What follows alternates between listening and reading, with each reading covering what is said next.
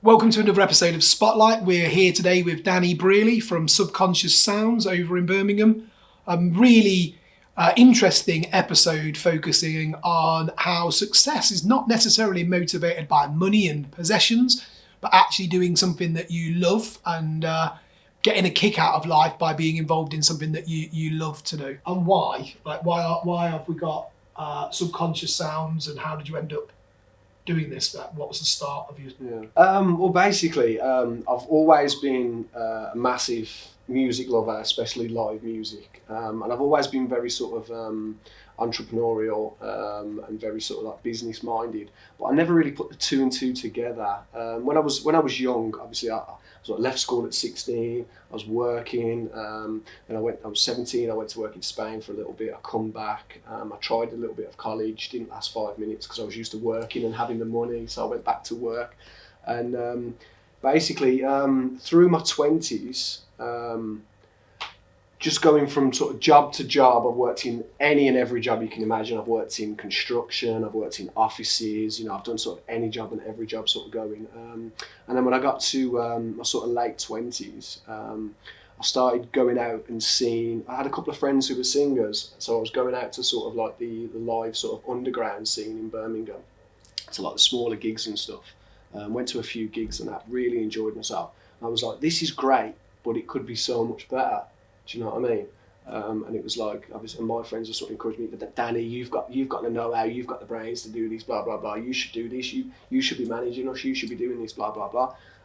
So I just started Subconscious Sounds. I think it was the summer of 2014.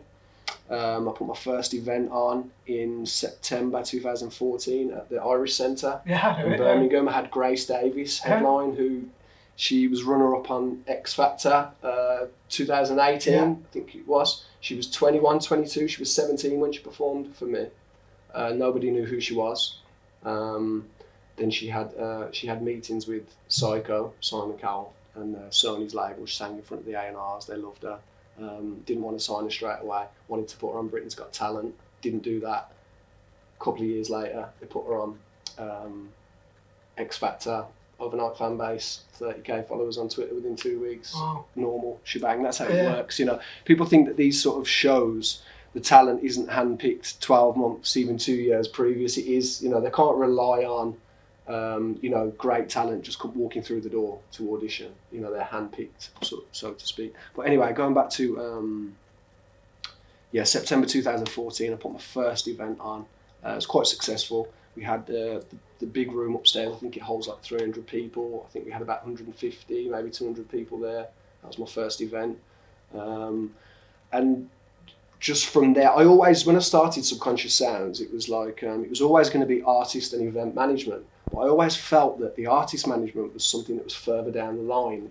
It was something that I need to build my experience and knowledge, expertise, etc. Sort of build my network, build my experience before I can, bring something to the table in terms of the artist management side. So it was like I wanted to do the event management to sort of build the brand, build the network, learn, sort of like put myself through the music school basically, rather than go to uni. Yeah. I saw it as just putting on events. I was putting on like 3 events a week. And the first couple of years, second half of 2014 and most of like 2015, 2016, I was working with like 3 or 4 different venues at a time, doing 2 or 3 sort of gigs a week, sort of loads of regular stuff. And that was, like I say, that was just me putting myself through school. I'm just going to learn, just going to put myself out there and learn and try and build the brand. And the artist management will something that will come further down the line. Because the way I see it is, if I would have done the artist management in the beginning, obviously I didn't know then what I know now. So I've been doing the event management side for 6 years now, since 2014. I've been an artist manager for just over 12 months. I signed my first artist last year. I met Ruby J. Summer last year. I think it was like a day or 2 after her 14th birthday in June last year. She just turned 15 now.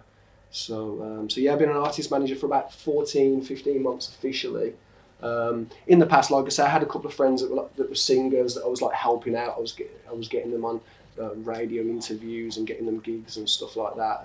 But I was more sort of just like helping them really. I wasn't really sort of managing because as much as they asked me to manage them and they wanted me to manage them, I said at the end of the day, you're a friend first. I know you as a friend first, so I can't manage you basically because it's like if I'm going to tell you to do something, you're going to be like, it's Danny, it's my mate. Yeah. So either you're not going to treat me as your manager, or we're going to fall out, and that's going to obviously affect our friendship. So I can't manage it. I will help you till all day long. I will help you. I will do whatever I can do. If I've got events on you and you want to perform and stuff like that, you're always sort of welcome. But I can't manage it being a friend. And I also said like I'm not really like I said, the artist management side is something that I was further down the line. So you feel like you've evolved into that? Yeah, sort of evolved. I mean, I always knew that's always what I wanted to do.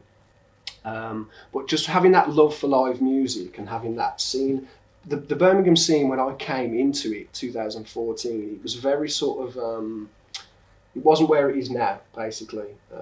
It was very much sort of, events weren't very well attended. Everything was sort of in pockets. You had like little different groups. You would have like a reggae crowd. You would have like metal crowd.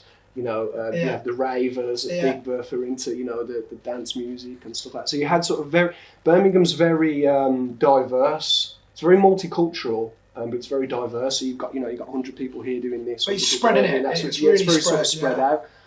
So what I tried to do is with my events, I made them sort of very versatile, very multi-genre. So we would have, we'd have a band on, we'd have a rap battle, we'd have a jerk barbecue, we would have acoustic singer-songwriters. We'd have sort of multiple genres and multiple things sort of going on at different events. And I think that's probably why they were fairly successful in terms of being sort of well attended and things like that. But yeah, it was just a case of just finding out for myself, basically. I just sort of just put myself out there. I didn't know anybody. I didn't know any other promoters. I didn't sort of know anybody on the sort of business side of the music game. I just sort of, like I say, I knew a couple of singers, and then obviously I got to know more artists and stuff as I was putting myself out there. I think putting events on is easy, but basically people do fall into that trap to just sort of, they're paying through the nose for what they want. Yeah. Basically. Hard to do. They're not taking everything into consideration. They're not sort of, in terms of, when you book a DJ or you book a band or you book a singer, rapper, everything's negotiable. There isn't like, a set price. If you're Stormzy or you're Ed Sheeran or something like that, you don't get paid the same amount for every show that you do. It all depends. It's supply and demand. It depends on the audience. Audience size, so where exactly it is. Audience size. Yeah. I mean, whether it's a festival, whether it's, O2 Academy or whether it be, whatever it sort of be, everything's different. So like you say, coming back to, people that are just big, that's why I had to sort of separate myself from being a fan of live music to then trying to do what makes sense. Running a business in terms of, I wouldn't put on live music that I know nothing about, not just because I'm not a fan of that music, it's because I haven't got the knowledge enough to know, this could work or this will definitely work, etc. But yeah, people do fall into, I've seen it, there's a lot of people that throw thousands of pounds at events and, they lose a lot of money. Same with festivals. I've seen people put on festivals that have cost them £75,000 and they haven't even made 25 back. They've lost 50 grand on a festival, and that's easily done. I lost quite a lot of money on my first event. That is really easily done. I think about 7 people came. Yeah. See, my first event, going back to my first event, was just saying September 2014 at the Irish Centre. It was funny because the guy who ran the venue, initially when I booked the venue, I had to leave a deposit and I had to cover the security staff for that night. Got to the actual event on the evening, and the gaffer, about halfway through the night, so about 10 o'clock in the night, something like that, the gaffer came up to see what it was all about, and he took me in his office and he said, "There's your deposit back," and he said, "I'm paying for the security." He loved the event, loved me. Money coming through too. And yeah, so it was like, so yeah. You're right when you talk about He was like, there's your deposit back. And he said, don't worry about the two security staff. He said, I'm going to pay their wages. I did dip my toes in the water a little bit with the club night scene. I tried to incorporate live music with the club scene. I thought, you know what we could do? We could have a club night. And before it gets too late, we can have live PAs, sort of like, you know, sort of before midnight, and try and sort of incorporate the two, have the best of both worlds, have, like, you know, the DJs and have a little bit of live music and stuff like that. But it wasn't that much demand for it. No. To be honest, there's not. It really isn't. But different again, crowd, doing it. Yeah, but again, it's trial and error. You don't find out. You know, like you said, with the event side and stuff like that. You know, losing money on events and things like that. That's how you learn. I've lost money on events. Oh, it made me realise I was not 100%. For me. I was like, this isn't for me. I was straight away. I've lost money on events as recent as last year, and I've been doing it 6 years. Yeah, I've realised it wasn't for me straight away. It swings and roundabouts. It's up and downs. You know, I've put on events that have cost me nothing, and have made maybe a few £100. Yeah. I've put on events that have maybe cost me £1,000, and I've probably lost 500. You know, everything in between. Best part of my job is actually enjoying something that you've put together. Yeah. I love the planning stage. I love when I've got, you know, I know what's happening. Like I've got an event that I know is going on, and I'm in the really early planning stages. I love that. I love getting my teeth into it. I'll literally, from the start of planning an event to finishing planning an event, I won't stop. I won't stop for a break. You know, I will until everything's done. That's when I'll stop. That's what I love about events. In terms that again, like you said, when you move towards larger amounts of people, like whether it be, you know, like the club scene and stuff like that, when you go from like outside of 300 people or 600 people and you go to like, you know, a few thousand people, or if you go to random nightclubs that might have 800 people or something like that, you lose that the community of. Not, you know, when you attend an event that's got 100 people or 300 people, something like that, everybody's there for the same reason. Everybody's like-minded, so everybody's naturally going to get on. Yeah. Whereas, you know, if you're in a nightclub with 800 people, or you're somewhere with 4,000 people or whatever, that's when you do get, you know, your sort of problem. Again, with events, it's all timing as well. Yeah. Do you know what I mean? You have to find artists and DJs when they're at that point where they have got a demand, but they haven't got that leverage to the point where they can demand big fees because if once an artist or a band, DJ or whatever, once they get to a certain, you know, level where they can sell out, you know, 500 tickets in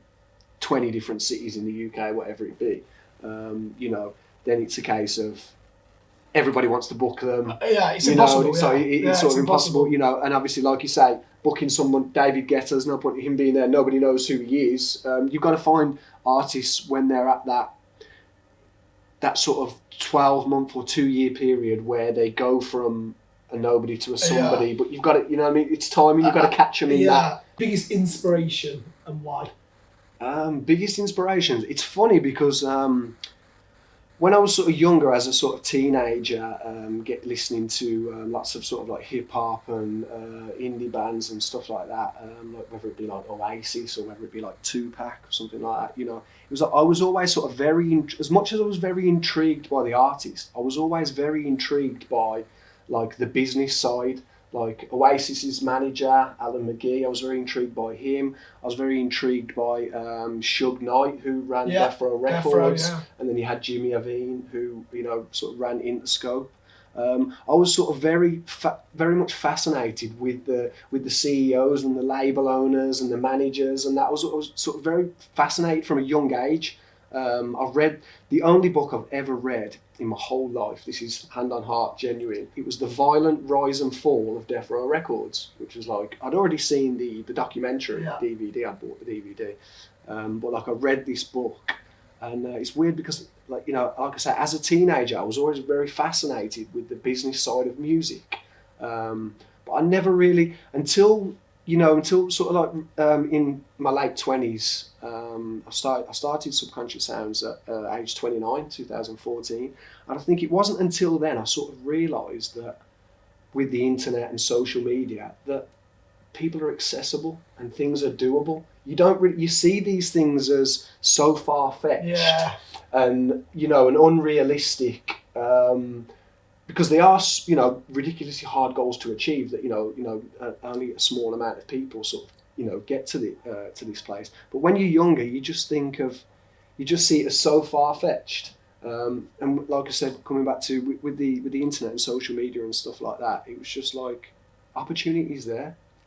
So that's why I did it. As much as I'd love to have started what I did a lot younger, I don't think the opportunities were there, and B, I don't think I would have sort of learnt as quick as what I have done now if I'd have done it back then. Do you know what I mean? I think I would have been, I think I would have been a lot more. I think I would have made probably more, maybe rash decisions. Probably would have made more mistakes. I think starting my own business at 29, I think allowed me that sort of patience to sort of like, just because to be honest, I've sort of always saw myself as someone who doesn't really have patience. I've always said that that's my sort of the only thing I'd love to sort of improve on, and something that I am improving on is patience. Do you know what I mean? Everyone is accessible, whereas before they really weren't. The thing is, this is where you were seeing now a very sort of transitional period of going back to, we mentioned Lewis Capaldi, didn't we? Do you see how Lewis Capaldi is so accessible, and people like they feel like they know him through his content, through his like humour and his down to earth personality.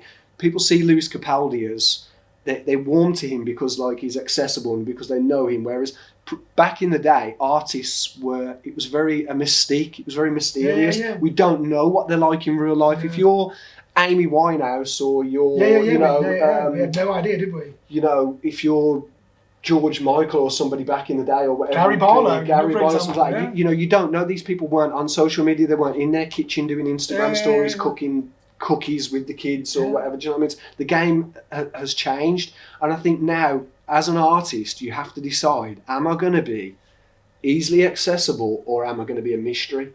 Because there's no in between. There's no in between. You've got to be one or the other. You've either got to be like, treat your fans as friends and be super accessible, constantly, engaging with them all the time, or you have to be super accessible to like, they're fainting your Michael Jackson sort of level. Do you know what I mean? And that's one of the things that I try and say to the young artist is,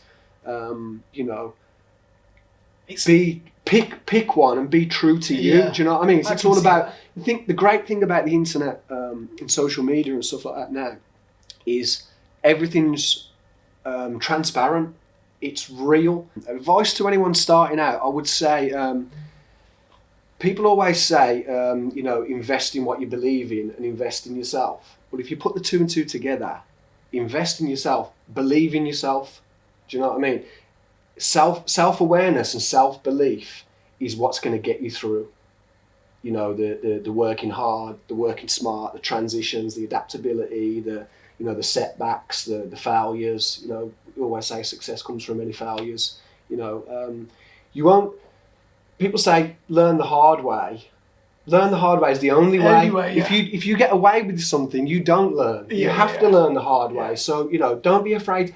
Don't be afraid to fail.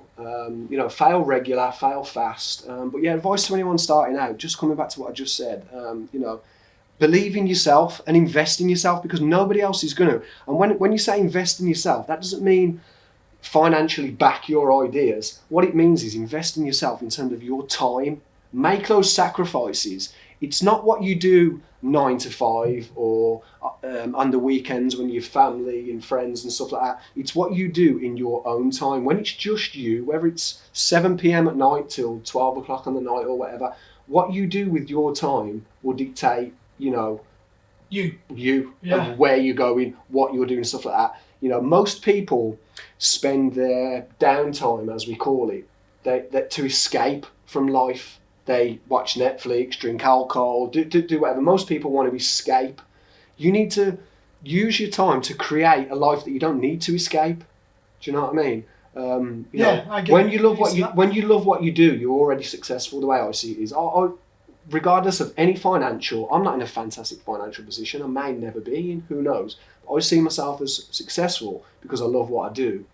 And you know, you've got to make those sacrifices and invest your time in yourself. You've got to learn. Do you know what I mean? I agree. I would definitely categorise myself as successful based on the fact that you love I what get you do. to come to work and do what I like to do. That's more important. And if I could choose to do anything, I would choose to do this. Yeah, I think we need to change the whole conversation, change the whole narrative. It's like when I was young, I was of the mentality that you go to work to earn money. That's why it's called work. It's not called happy fun playtime. No, it's called work for a reason.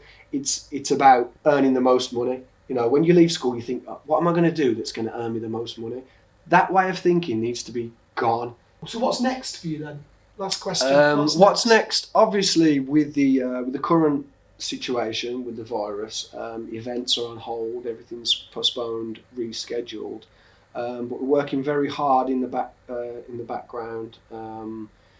Sort of trying to be sort of very innovative with the whole, the whole digital side.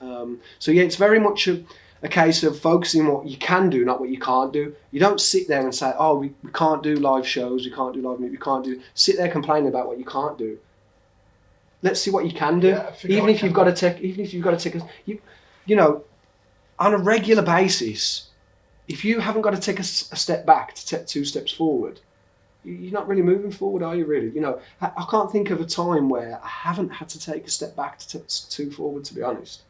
You know, No, it just makes sense. I mean, even if you're moving sideways, it's better to, it's like, you hit a brick wall. If you hit a brick wall, you have to take a step back to see over that brick wall, to see how high that brick wall is and how you're going to... You have to take a step back to assess it. Am I going to go around this brick wall? Is it doable to go over? Is it doable to go through the brick wall? But either way, you have to take a step back and evaluate. And again, it's the same with when it comes to business. When you hit a brick wall, when you hit a ceiling, you don't just give up, do you? No. You find a way. But, you have to be... like I say, you have to be... It does come down to that self-awareness of knowing just because this works for somebody else doesn't mean it's going to work for me or isn't going to work for me. That concludes another episode of Spotlight with Danny Brierley from Subconscious Sounds in Birmingham.